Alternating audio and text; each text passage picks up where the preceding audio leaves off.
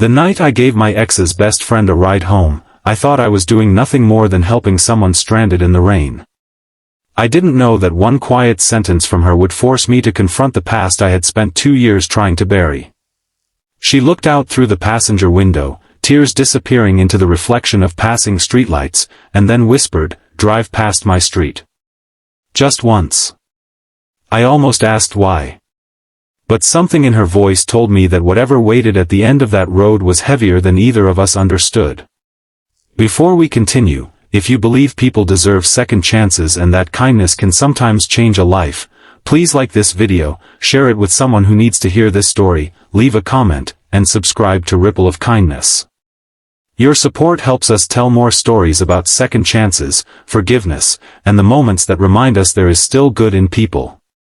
Her name was Claire, and for 3 years she had been one of the people I tried hardest to avoid.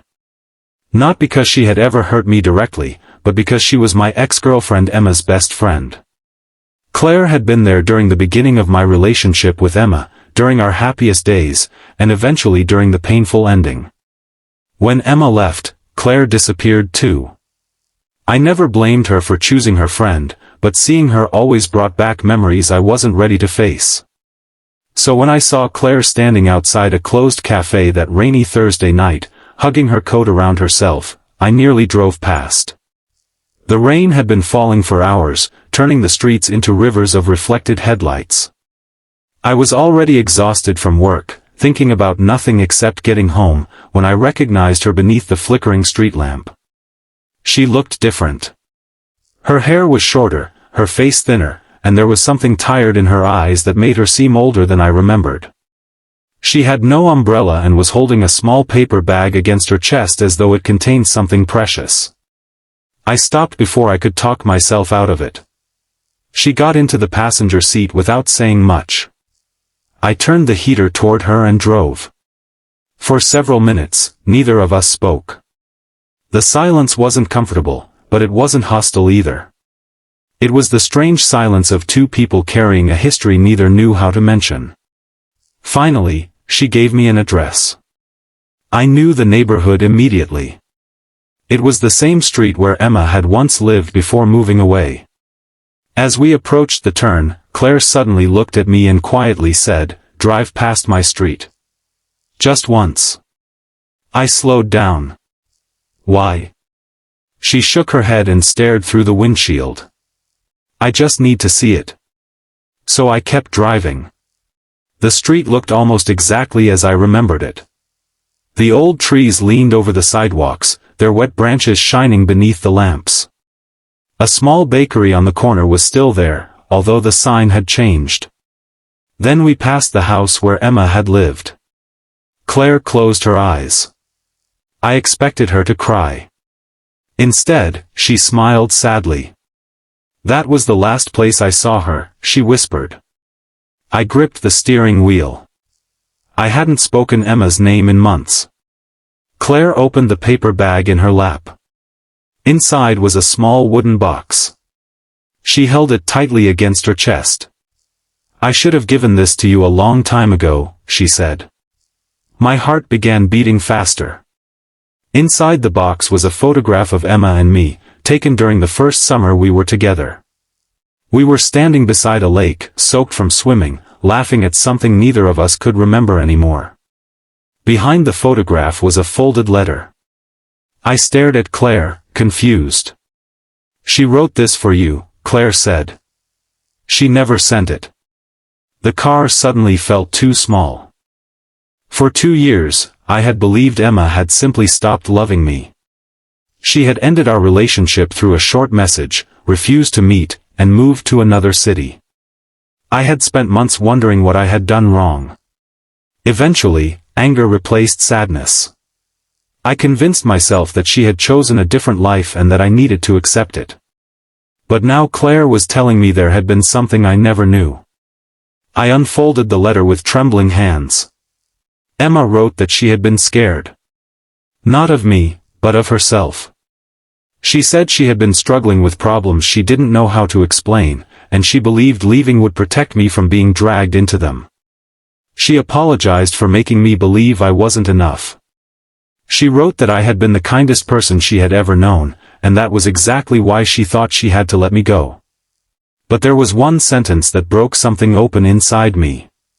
She wrote, "If you ever hate me, I hope one day you understand that I never stopped caring about you." I couldn't continue reading.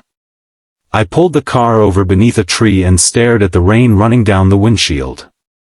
All those nights I had blamed myself suddenly felt different. I had built an entire life around the belief that I had been abandoned because I wasn't worthy of staying for. Claire finally began to cry. "I should have told you," she said. "I wanted to. But Emma made me promise not to." I was angry at first.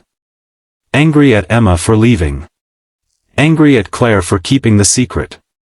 Angry at myself for still caring after so much time. Then Claire told me the rest. Emma had passed away 6 months earlier.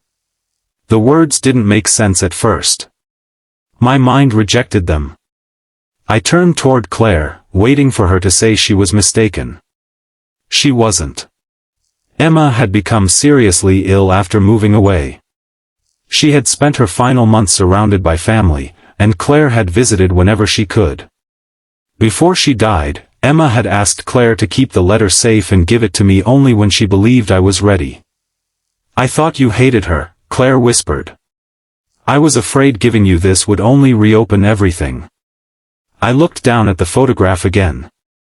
I realized then that grief isn't always about losing someone.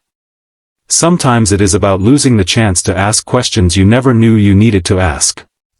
Claire wiped her tears and looked toward the house we had just passed. "She asked me once what I thought you would do if you knew the truth," she said. "I told her you would probably forgive her. She said she hoped so."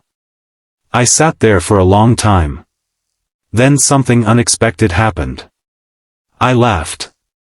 It was a quiet, broken laugh, the kind that comes when your heart is overwhelmed by too many emotions at once. I remembered Emma stealing fries from my plate, falling asleep during movies, dancing badly in the kitchen, and pretending she knew how to fix things she clearly had no idea how to repair. For years, I had remembered only the ending. That night, I finally remembered the whole story. I drove Claire home. Before she got out, she thanked me for stopping that night. I told her she didn't have to thank me. She had lost her best friend, and I had lost someone I once loved. Maybe neither of us had known how to carry that grief alone. Weeks passed. Claire and I began talking again, carefully at first. We didn't talk about replacing anyone. We didn't pretend the past hadn't happened. We simply became two people who understood something about each other that no one else could.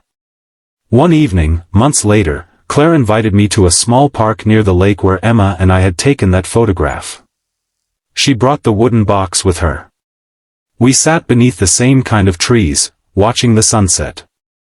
She told me that Emma had always believed people could find their way back to each other, even if not in the way they expected. I looked at the photograph one last time and realized something I had never understood before: forgiveness doesn't erase the pain.